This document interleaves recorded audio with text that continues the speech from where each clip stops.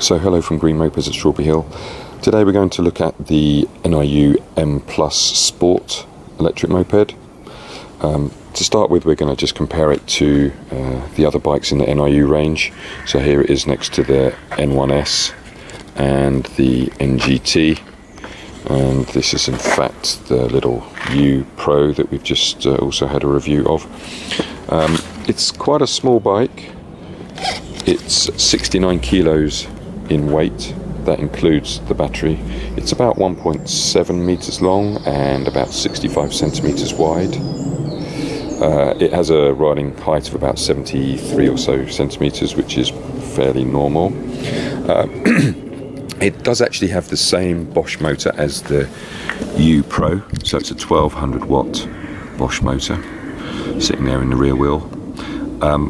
It is worth noting that this bike is sort of also an upgrade from the M, which is no longer offered in the UK. The M was a single-seater version of this bike, and one of the differences was that, for example, the M Plus here has rear disc brakes and front disc brakes, whereas the M Plus only had front disc brakes. Also noticed that it has these little running lights, which was an upgrade from the M Plus. The seat is something that is possibly worth discussing, in as much as it has a ridge in it.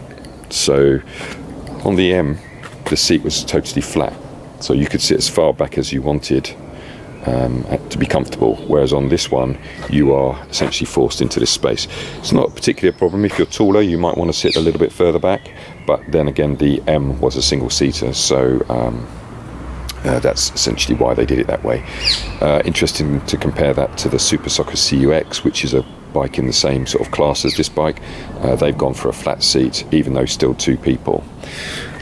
Talking about two people, it has these pegs here, which are there for the passenger, and also obviously some rear bars to hold on to. This rear backrest is actually an option. You can and probably would, instead of that, have the rear rack with a top box.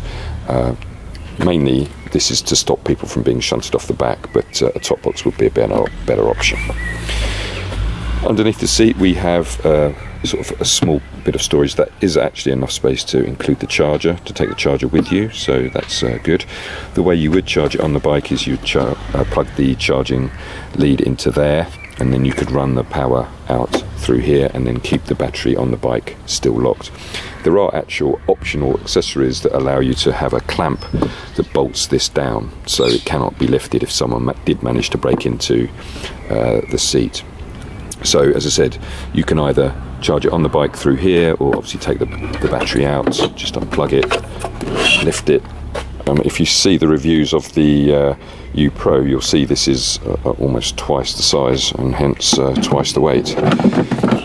Another point to note is that you'll see on some of the websites that the charging time is quoted as 3.5 hours.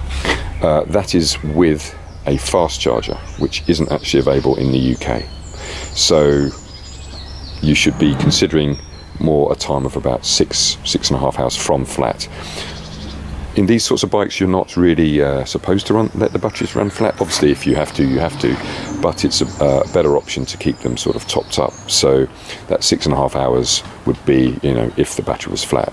What people are typically doing is, taking the charger with them, charging it at the destination, coming back. The quoted maximum range of this bike is 120 kilometers, which is 80 miles. That would be riding around in warm weather, a light person, in mode 1, which is about 10 miles an hour. So I wouldn't really expect to get that. I'm thinking more about sort of 50 to 60 would be a better sort of estimate. Here you can see the dashboard. As you can see, it's got these modes which you can adjust here.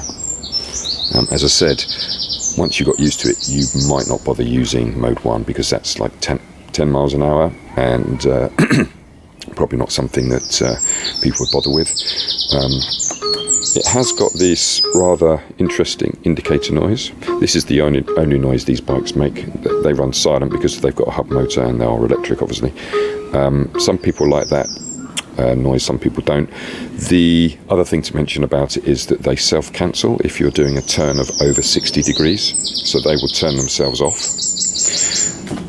Here you see on the dash that this bike is connected, which means that it is sending data to the cloud, which is essentially NIU, but the return of that is that you get the ability to track the bike, check the bike remotely, update it with new software through the NIU app, which is something that we'll look at another time. There is also an option of a mobile phone holder, which can be got from NIU, but obviously, as I say, other brands are available. Here we have a little storage space. You can actually take this off and replace it just with a bag hook if you need the space between for your legs or whatever, or a bag. You get the USB port as standard, and essentially that's it. This is a 28 mile an hour L1E, which is a 50cc equivalent bike. You need to have a license, a plate, it needs to be registered, but for £1,900, which is the price after the grant has been deducted, so in other words the price you pay, it's a good little run around, especially with the range, good for nipping around in town. It's still light enough to get on the back of maybe a camper van at 69 kilos, so you could have it as an option to take with you on a holiday, so that two people could then ride around at your destination. The colours that it come in are this blue, then there is a rather striking red, the black with red, which is the same as the NGT, so red stripes at the front like that, and white. So I hope you found that review useful. We will be taking this bike out on the road at another time for a ride review, but if you have any other questions, please feel free to contact us through hello@green-mopeds.com or the contact page through our website, and you're more than welcome to come and have a test ride along with any of the other bikes that we do down at Strawberry Hill. Thanks very much.